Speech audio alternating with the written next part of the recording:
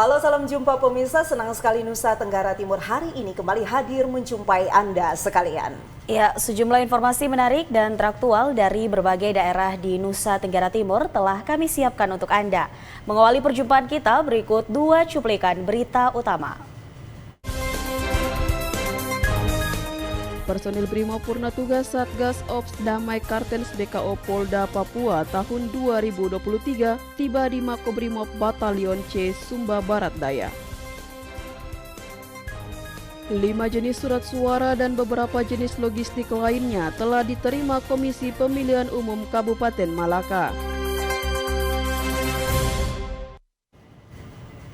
Ya saudara, cuplikan berita utama tadi akan kami rangkai dengan beragam informasi menarik lainnya. Bersama saya Dian Lenggu. Ya, dan saya Helga Meliani. Inilah Nusa Tenggara Timur hari ini selengkapnya untuk Anda.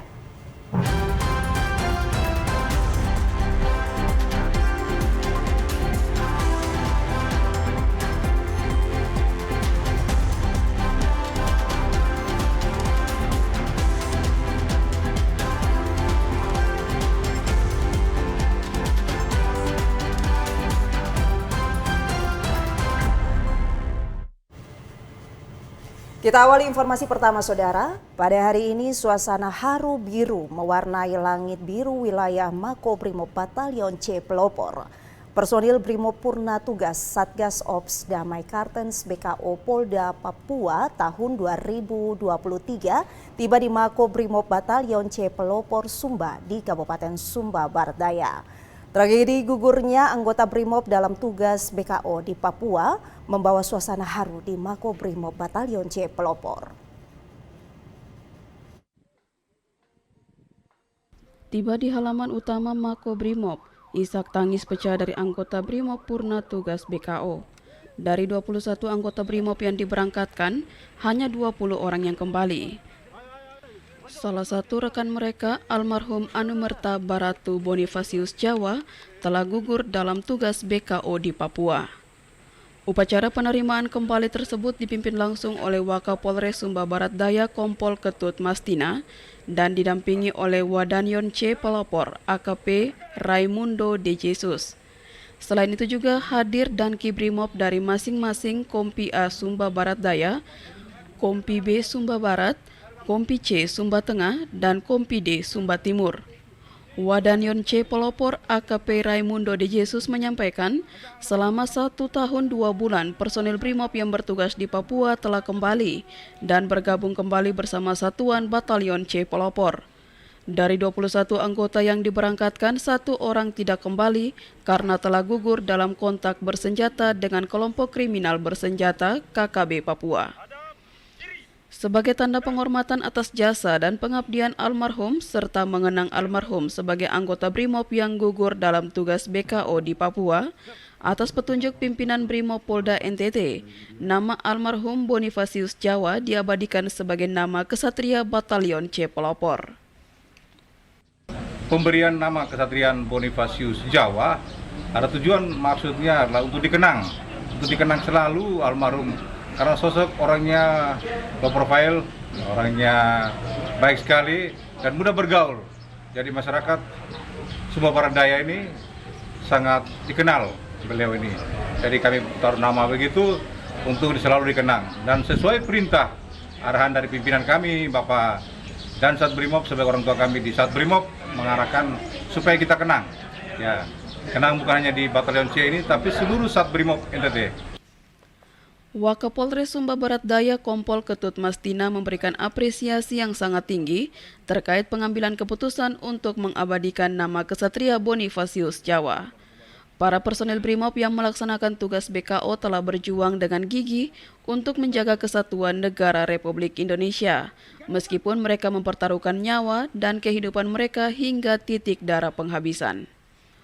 Kompol Ketut Mastina juga menegaskan bahwa tidak hanya nama Bonifasius Jawa yang diabadikan sebagai kesatria, tetapi juga negara memberikan perhatian khusus terhadap peristiwa gugurnya Anumerta Baratu Bonifasius Jawa. Salah satu bentuk perhatian tersebut adalah dengan mengangkat adiknya sebagai anggota Polri melalui jalur prestasi. informasinya dan sudah A1 juga adiknya masuk dalam poluan. Berikan penghargaan. Kemudian pengabdian terhadap negara dan bangsa ini, negara tidak hanya mengabaikan itu saja demi negara Kesatuan Republik Indonesia NKRI ini. Negara akan tetap memperhatikan, dan saya juga sebagai Wakapolres di sini sangat mengharapkan yaitu Anumerta Bonifacius Jawa ini tetap dikenang selama-lamanya, semangat perjuangannya sampai titik darah penghabisan dijiwai oleh seluruh anggota BRIMOB maupun anggota kepolisian yang lain yang merupakan suatu contoh dengan rela menyerahkan jiwa dan raganya demi bangsa dan negara ini. Dari Kabupaten Sumba Barat Daya, Freddy Ladi, TVRI NTT. Sementara itu pemirsa, akibat curah hujan yang tinggi terjadi di wilayah Reo mengakibatkan jalan kabupaten yang menghubungkan YPC menuju Codong Kabupaten Reo amblas. Sekitar 50 meter bahu jalan kabupaten yang menghubungkan YPC hingga Codong amblas. Amblas jalan terjadi akibat hujan lebat Jumat kemarin. Jalan hotmix dan bahu jalan dari rabat beton yang baru selesai dikerjakan menggunakan dana dak tersebut amblas. Terlihat bagian bawah rabat beton bahu menggantung karena tanah yang menahannya longsor. Petugas dari Dinas PUPR atau kontraktor pelaksananya belum memberikan tanda ataupun rambu di jalan amblas tersebut sehingga para pengendara berhati-hati untuk melintas. 2 minggu sebelumnya kondisi jalan yang baru dikerjakan itu banyak mengalami kerusakan seperti retak-retak bahkan berlubang. PT Menara Armada Pratama sebagai kontraktor pelaksana pekerjaan yang menelan anggaran 17 miliar rupiah itu menjelaskan, retakan jalan dan bahu jalan karena faktor pergerakan tanah. Hingga kini beberapa titik jalan rusak dan amblas tersebut belum diperbaiki. Para pengendara harus ekstra hati-hati bila melewati jalur tersebut sebab rawan amblas. Warga berharap agar jalan tersebut segera diperbaiki sehingga tidak menimbulkan kerusakan yang semakin parah. Dari Kabupaten Manggarai, Leonardus, TVRI NTT. Sementara itu, Saudara, Satuan Lalu Lintas Polres ND berhasil menangkap seorang warga berinisial DG yang mengendara kendaraan dalam keadaan mabuk dan mengakibatkan pengendara lain meninggal dunia. Kasat Reskrim Polres ND, Ibda Gusti Komang Astina, melalui keterangannya menyampaikan, DG alias Dani ini ditangkap karena bersangkutan melakukan pelanggaran lalu lintas, yakni berkendara dalam keadaan mabuk yang mengakibatkan pengendara lain meninggal dunia di Jalan Sudirman, Kelurahan Potulando, Kecamatan ND Tengah. Selain mengamankan tersangka, pihaknya juga mengamankan barang bukti berupa 1 unit motor Honda Genio dengan nomor polisi EB4591AK, 1 unit Supra X dengan nomor polisi 2721AK, dan 2 lembar STNK atas nama Yohanes Messi dan Stefanus Teban. Ia menambahkan tersangka akan diamankan selama 20 hari ke depan dan tersangka disangka melanggar pasal 311 ayat 5 subsidiar pasal 310 ayat 2 Undang-Undang Nomor 22 Tahun 2009 tentang lalu lintas dan angkutan jalan dengan ancaman pidana penjara paling lama 12 tahun penjara dan denda paling banyak 24 juta.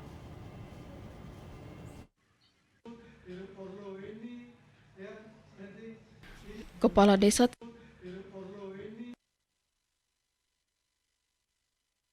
Dari ND, Obitani, TVRI NTT melaporkan. Kepala Desa Tenateke Charles Samuel Nathan dan Kepala Urusan Pembangunan Julius Malingara telah dipanggil oleh Kasat Reskrim Polres Sumba Barat Daya setelah kontroversi penyaluran dana bansos. Marta Ledabili tidak mendapatkan informasi dan uangnya diwakilkan oleh perangkat desa Tenateke.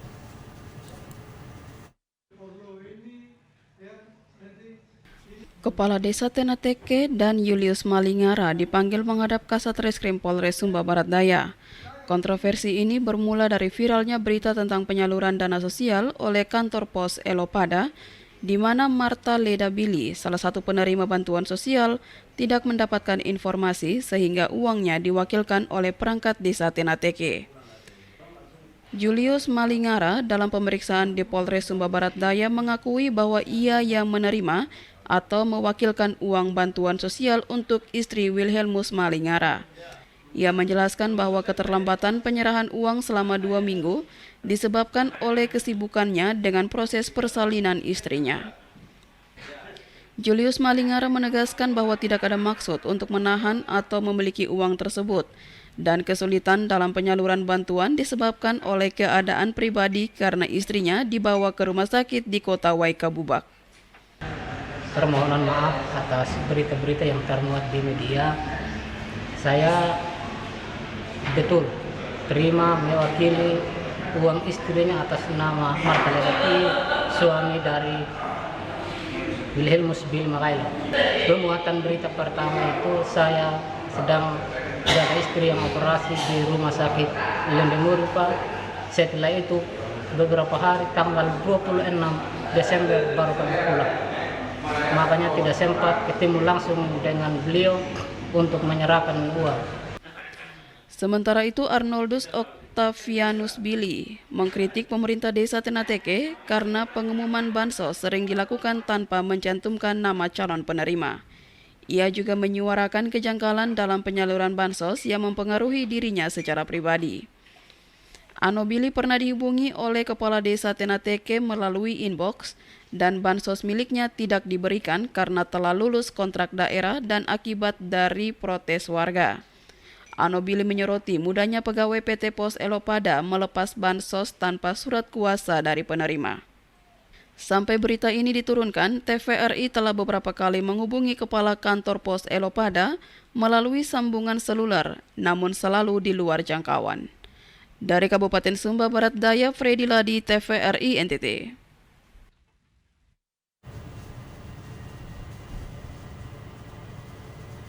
Saudara, usai jeda berikut kami akan segera kembali dengan informasi lainnya. Tetaplah bersama kami.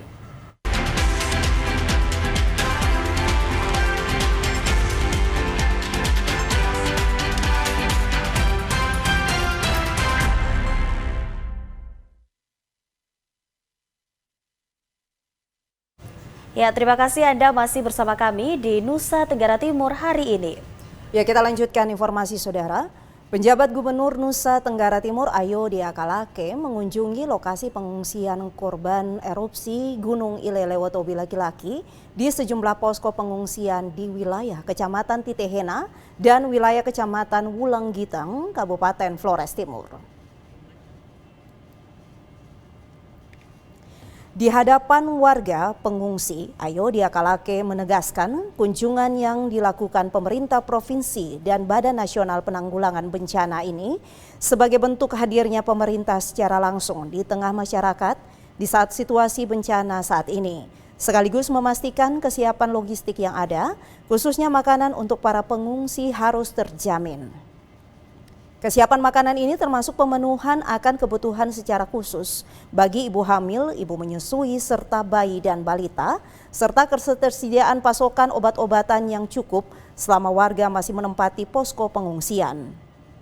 Penjabat Gubernur Nusa Tenggara Timur pun meminta agar Pemda Flotim tetap mengantisipasi kebutuhan logistik sebab belum bisa dipastikan sampai berapa lama erupsi akan berakhir. Pemerintah cepat tanggap dengan situasi yang ada di untuk kali ini. Pemerintah pusat juga sudah cepat tanggap dengan memberikan bantuan, baik logistik maupun dana yang diperlukan. Demikian juga kami dari provinsi ya. Jadi pada intinya kita semua prihatin karena memang bencana itu tidak dapat diduga. Tetapi ada teman-teman dari Badan Vulkanologi SDN yang datang langsung dari Bandung untuk memantau situasi Gunung Lewotobi laki ini. Jadi secara teknis kita serahkan kepada mereka, tetapi juga kami bersikap antisipatif terhadap kemungkinan terjadinya kelanjutan dari erupsi ini. Tadi sudah disampaikan oleh beberapa narasumber Dan tentunya yang kita harapkan adalah kondisi pengungsi di sini terperhatikan dengan baik. Tadi saya lihat datanya sudah 1.107 dan juga ada pengungsi yang berkebutuhan khusus, ibu hamil, ibu menyusui, dan juga bayi dan balita yang tentunya memerlukan perhatian yang khusus pula. Ini menjadi perhatian semuanya sehingga apa-apa kebutuhan yang diperlukan oleh pengungsi dapat terpenuhi dengan baik. Penjabat Gubernur Nusa Tenggara Timur secara simbolis menyerahkan bantuan natura berupa uang dan sembako serta masker yang diserahkan kepada penjabat Bupati Flores Timur Doris Alexander Rihi. Bantuan simbolis pun diserahkan juga oleh tim dari Badan Nasional Penanggulangan Bencana berupa uang dan masker. Dari Flores Timur, Patman Werang, TVRI NTT melaporkan.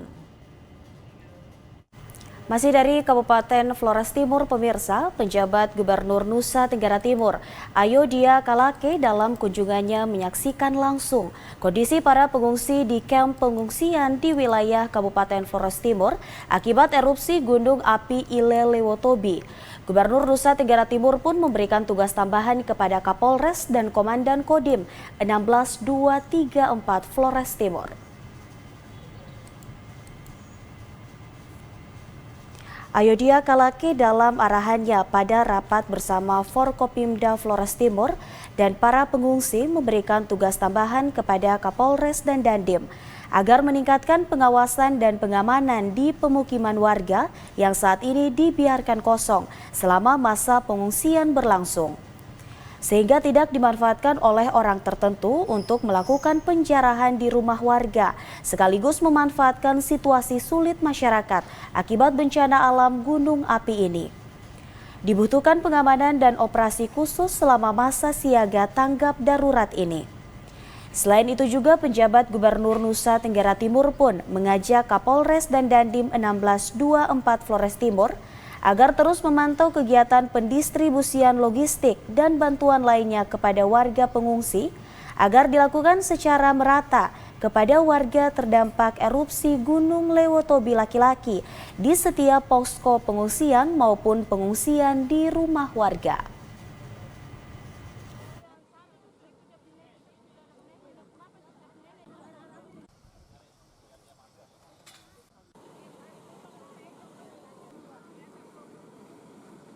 Nah, pengungsi itu meninggalkan rumah dan harta bendanya, tentunya diharapkan bisa dilihat supaya tidak terjadi hal-hal yang tidak diingatkan. Ya. Untuk diketahui, hingga saat ini intensitas luapan abu vulkanik erupsi Gunung Api Ile Lewotobi masih terus berlangsung. Meskipun dengan skala kecil, namun luapan abu vulkanik masih juga terus terjadi. Maka dihimbau kepada segenap masyarakat yang melintas di sepanjang ruas jalan transnasional Larantuka Maumere senantiasa selalu menggunakan masker dan mengatur kecepatan kendaraannya. Dari Flores Timur, Patman Werang, TVRI NTT. Sementara itu, saudara, dalam rangka membantu pemerintah daerah selama masa tanggap darurat bencana kepada warga terdampak, Tim Detasemen Kesehatan Wilayah atau Dankesya 090401 dan Korem 161 Wirasakti Kupang melakukan aksi peduli kemanusiaan atas meletusnya Gunung Api Ile Lewotobi di wilayah Kecamatan Wulanggitang dan Ilebura, Kabupaten Flores Timur.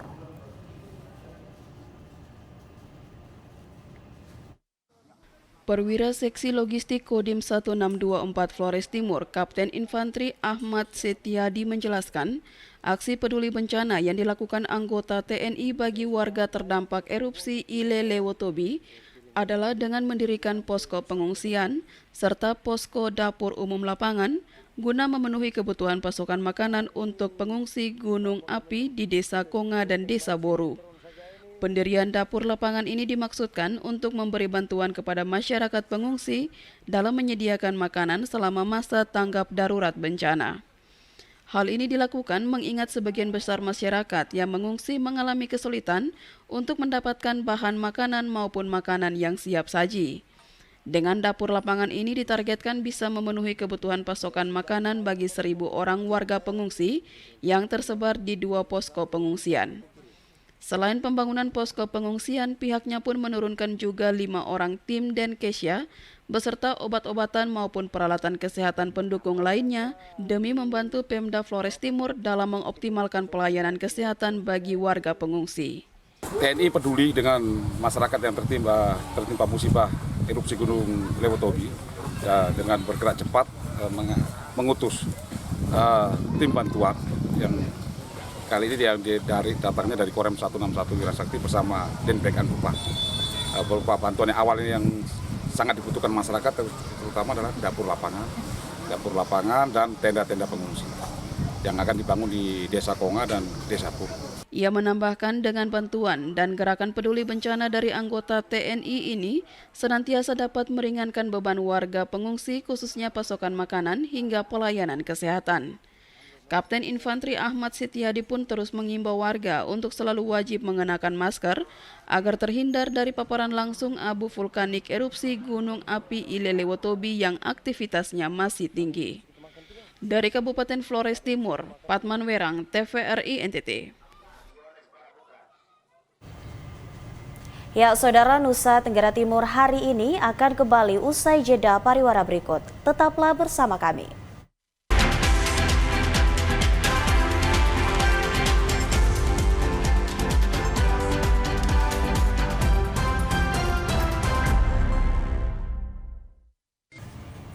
Ya Saudara, Anda kembali menyaksikan kami di Nusa Tenggara Timur hari ini. Ya, kita beralih ke informasi lainnya, Saudara. 5 jenis surat suara dan beberapa jenis logistik lainnya telah diterima Komisi Pemilihan Umum Kabupaten Malaka. KPU Malaka terus berkoordinasi untuk melengkapi logistik yang mengalami kerusakan atau masih kurang.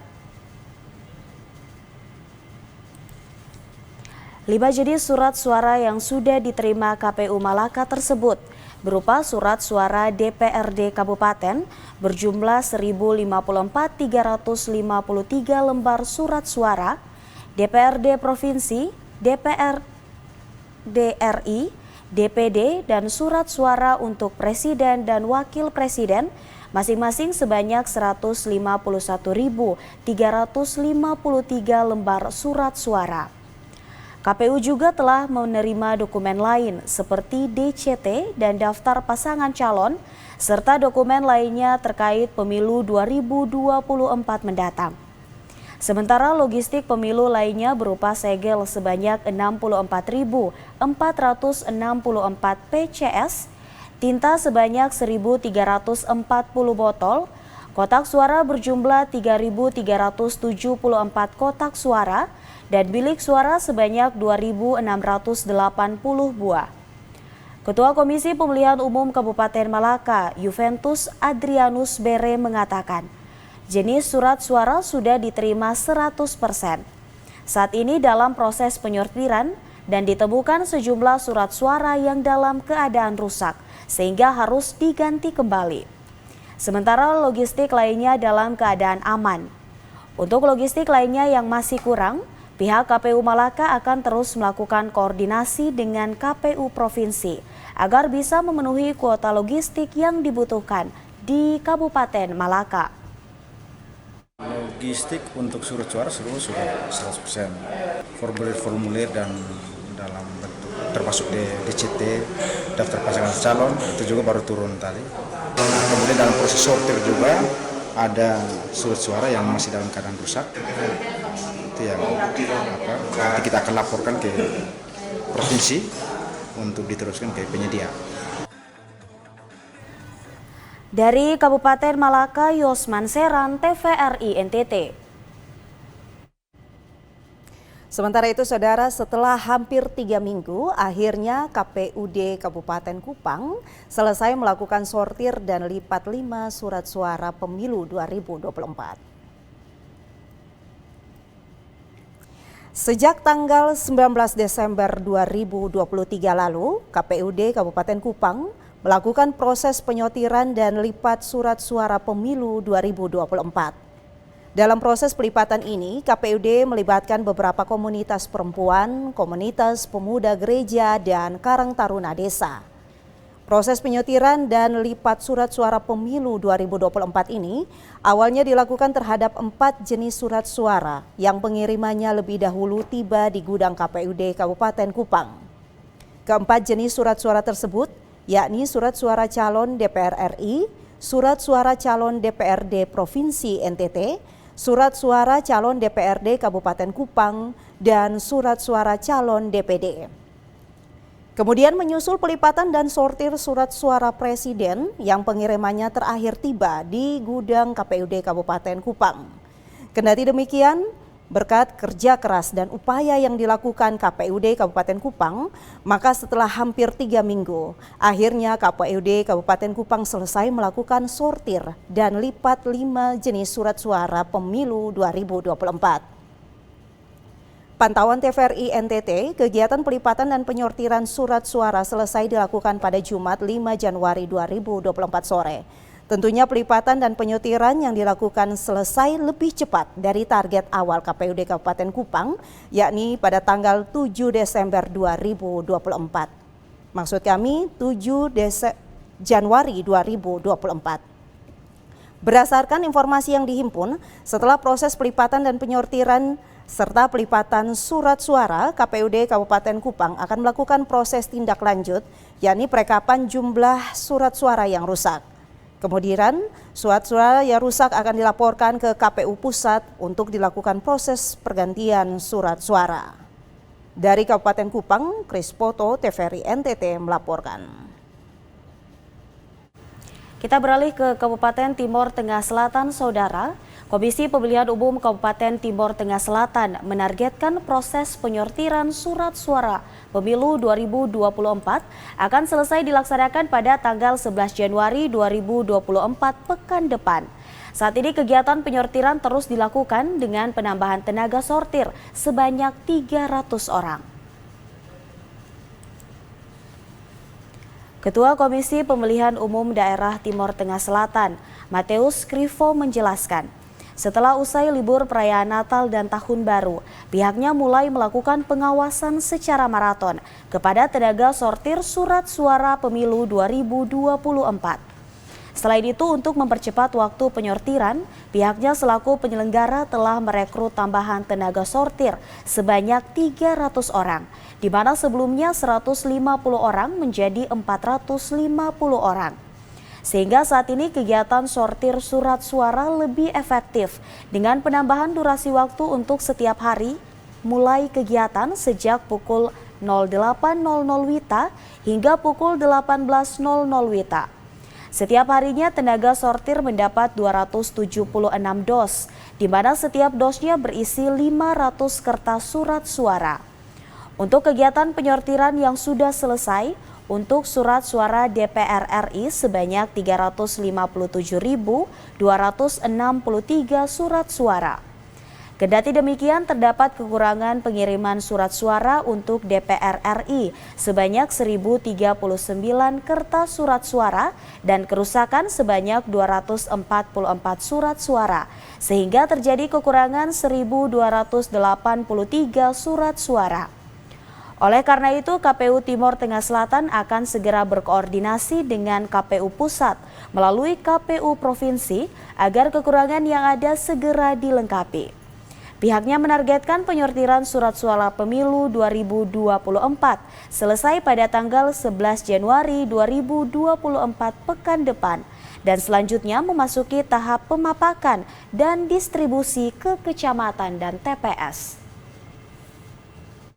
Saat ini KPU Kabupaten Timor Tengah Selatan sudah mulai kembali setelah berhenti sejenak karena perayaan akhir tahun, sehingga kita mulai dengan hari ini, hari Rabu tanggal 3 Januari 2024. Hari ini kami memastikan sortir suara DPR, pemilu DPR RI sudah selesai, dan dari jumlah yang menjadi target 357.263, kami mendapatkan kiriman kurang dari jumlah yang ada itu 1.039. Ditambah kerusakan 244 surat suara, sehingga kekurangan kita sebanyak 1.283. Dari Kabupaten Timor Tengah Selatan, Evan Baitanu, TVRI NTT. Sementara itu, Saudara, Komisi Pemilihan Umum Kabupaten Malaka telah menyelesaikan penyortiran 2 jenis surat suara, yakni jenis surat suara DPRD Kabupaten dan surat suara DPRD Provinsi. Dalam proses penyortiran dan pelipatan surat suara, KPU Malaka menemukan sejumlah surat suara yang rusak atau tidak layak. Saat ini Komisi Pemilihan Umum Kabupaten Malaka masih dalam tahapan sortir surat suara atau proses penyortiran surat suara. Jenis surat suara DPRD Kabupaten sudah selesai dilakukan penyortiran, sementara jenis surat suara DPRD Provinsi hampir selesai disortir. Sedangkan 3 jenis surat suara lainnya belum, dan hal ini disampaikan Ketua KPU Malaka, Juventus Adrianus Bere, di ruang media center KPU Malaka belum lama ini. Juven menambahkan dalam proses penyortiran dan pelipatan surat suara, KPU Malaka menemukan sejumlah surat suara yang rusak atau tidak layak digunakan. Selain itu, ada jenis surat suara yang masih kurang dan lebih. Jumlah surat suara yang dibutuhkan masing-masing berjumlah 151.353 lembar surat suara untuk 4 jenis surat suara seperti surat suara untuk DPRD Provinsi, DPR RI, DPD, dan surat suara untuk Presiden dan Wakil Presiden. Sementara untuk DPRD Kabupaten berjumlah 154.353 karena terhitung dengan surat suara PSU sebanyak 3.000 lembar surat suara. Terkait jenis surat suara yang rusak dan masih kurang, pihak KPU Malaka akan berkoordinasi atau melaporkan kepada KPU Provinsi untuk diteruskan ke penyedia. Proses sortir dan lipat surat suara sementara berlangsung. Mungkin target kita ya paling cepat itu tanggal 10 sudah bisa selesai. Surat suara yang sudah selesai tadi DPRD Kabupaten, DPRD Provinsi hari ini pasti selesai. Tinggal kita lanjutkan ke DPR RI dan DPD dan Presiden dan Wakil Presiden. Lanjut Juven, proses penyortiran yang dilakukan di gudang logistik KPU Malaka melibatkan 100 orang dan ditargetkan penyortiran dan pelipatan semua jenis surat suara dapat diselesaikan paling cepat pada tanggal 10 Januari mendatang. Yosman Seran, TVRI NTT melaporkan. Ya, Saudara, informasi menarik lainnya akan kami hadirkan usai jeda pariwara berikut. Tetaplah bersama kami.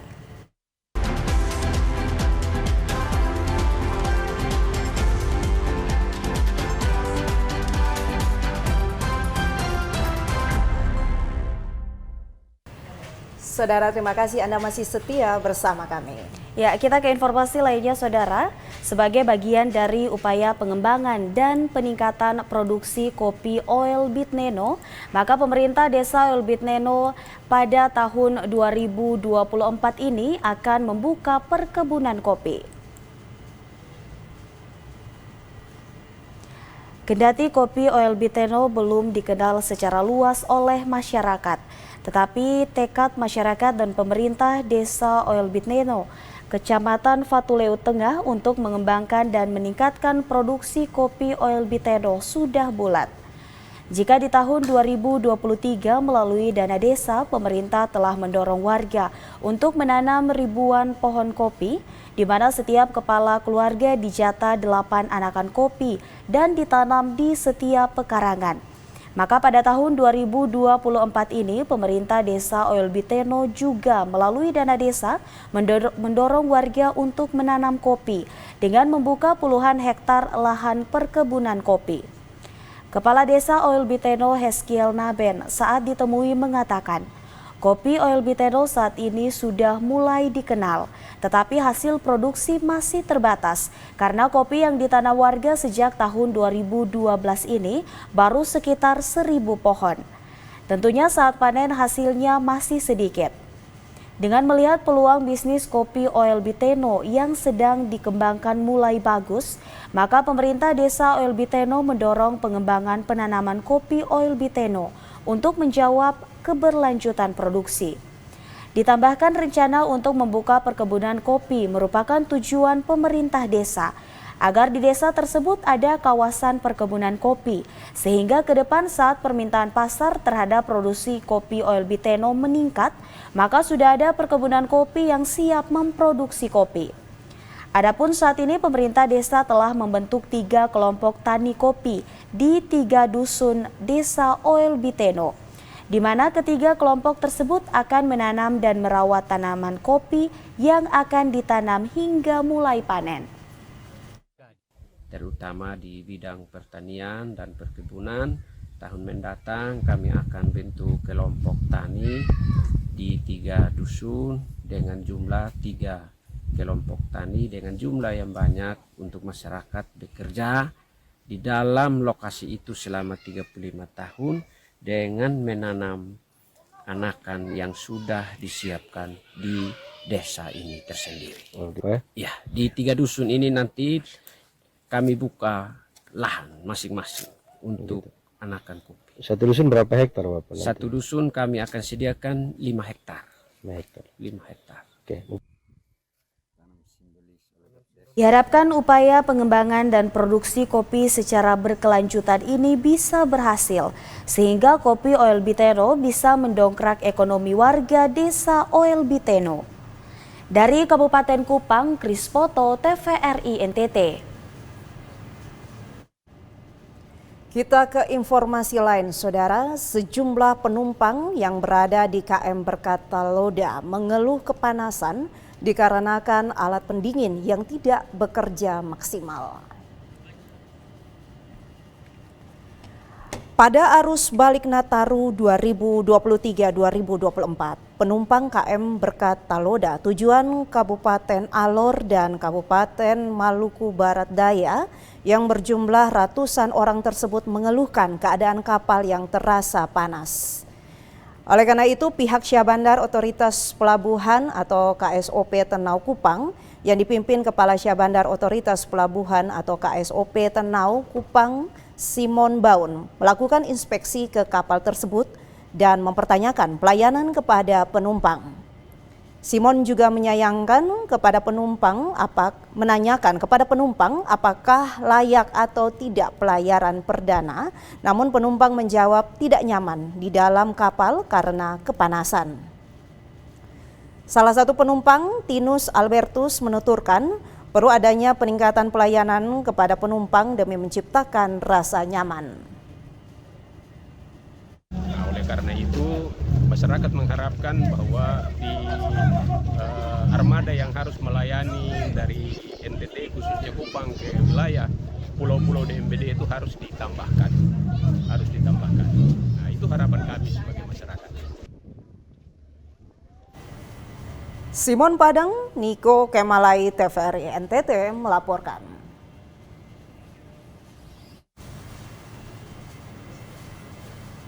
Alumni Ikatan Mahasiswa Malaka atau IMALA se-Indonesia menggelar bakti sosial dengan melakukan pendonoran darah di Aula Gereja Dekenat Malaka guna membantu masyarakat Kabupaten Malaka yang membutuhkan darah pada saat mengalami gangguan kesehatan. Alumni IMALA se-Indonesia tergabung dari IMALA Kupang, IMALA Malang, IMALA Surabaya, IMALA Bali, dan IMALA Kediri. Kegiatan donor darah dilakukan secara terbuka untuk siapa saja yang hendak menyumbangkan darahnya kepada masyarakat Malaka yang membutuhkan pada saat mengalami gangguan kesehatan di Rumah Sakit Umum Penyangga Perbatasan Betun, Kabupaten Malaka. Ketua Umum Alumni IMALA se-Indonesia, Claudius Kapu, mengatakan bakti sosial donor darah yang digelar Persatuan Alumni IMALA se-Indonesia merupakan satu kesiapan terkait ketersediaan darah bagi masyarakat di Malaka yang membutuhkan secara mendadak. Untuk itu, Persatuan Alumni IMALA se-Indonesia membangun kerjasama dengan pihak RSUPP Betun melakukan bakti sosial donor darah secara terbuka untuk umum.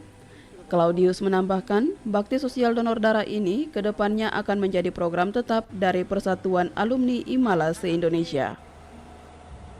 Donor darah hari ini adalah kegiatan bakti sosial terkait bagaimana menyiapkan darah untuk masyarakat di Kabupaten Malaka, terutama kepada masyarakat yang membutuhkan segera atau mendadak. Oleh karena itu, paling tidak kita harus melakukan kerjasama antara Palwimala dengan pemerintah Kabupaten Malaka, dalam hal ini Pak Dokter selaku Direktur Rumah Sakit. Sementara itu, Direktur Rumah Sakit Umum Penyangga Perbatasan Betun, Dr. Valentinus Raimundus mengatakan, dalam kegiatan donor darah sebanyak 16 orang yang bersedia mendonorkan darahnya. Namun dari jumlah tersebut, pihak RSUPP masih melakukan screening untuk memastikan darah yang digunakan dan darah yang tidak bisa digunakan. Pihaknya menambahkan terkait stok darah di RSUPP Betun cukup karena selama ini selalu di-backup oleh polisi dan tentara. Cuma memang yang kita dapat hari ini ada 16 orang yang mendonor, tapi yang kita pakai hanya 15 karena yang satunya tensinya rendah. Sehingga yang sudah didapat ada 15 kantong, itu yang kita pakai untuk stok rumah sakit, untuk pasien-pasien bila membutuhkan.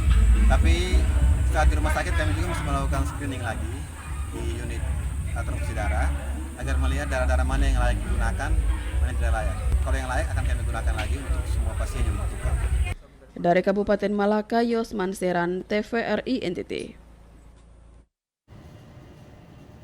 Saudara, selain bertani dan usaha hortikultura, petani di Timur Tengah Selatan juga meraup keuntungan besar dari hasil peternakan babi jelang perayaan Natal Desember 2023 lalu dan Tahun Baru 2024.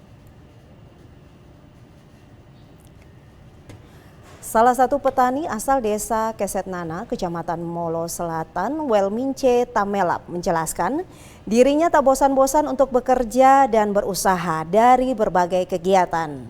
Selain menanam tanaman sayur mayur hortikultura, dirinya juga menghabiskan waktunya setiap hari untuk berternak, di mana selain berternak unggas ayam, pihaknya juga berternak babi. Menjelang perayaan Natal dan Tahun Baru, dirinya meraup keuntungan mencapai 30 juta rupiah dari hasil peternakan babi miliknya sebanyak 20 ekor dalam bulan Desember 2023, di mana per ekor ia jual sebesar 1.500.000. Menjelang Tahun Baru, pihaknya juga menjual bibit babi 18 ekor dengan keuntungan 27 juta rupiah, di mana ia menjual harga per ekor 1.500.000. Hasil usaha kerja keras ini menjadi modal untuk pendidikan 3 orang anaknya yang ada di perguruan tinggi. Dengan keuntungan yang didapatkannya, ia tidak lupa mengajak dan memotivasi masyarakat lainnya untuk terus bekerja keras dan berusaha memanfaatkan peluang yang ada untuk memenuhi kebutuhan keluarga. Sampai 20 ekor. Yang babi betina. Nah, betina kami untuk kasih beranak. Dan yang paling untung itu di anak. Anak kalau satu ekor babi sekitar 9 ekor. 9 ekor dengan catatan 2 bulan per ekor 1.500.000. 1.500.000 per ekor. 1.500.000. Jadi kemarin ini ada sekitar 18 ekor yang ada yang bulan 2023 bulan November ini, tapi sudah jual semua, tinggal 4 ekor. Demikian laporan Evan Baitanu, kontributor TVRI Nusa Tenggara Timur.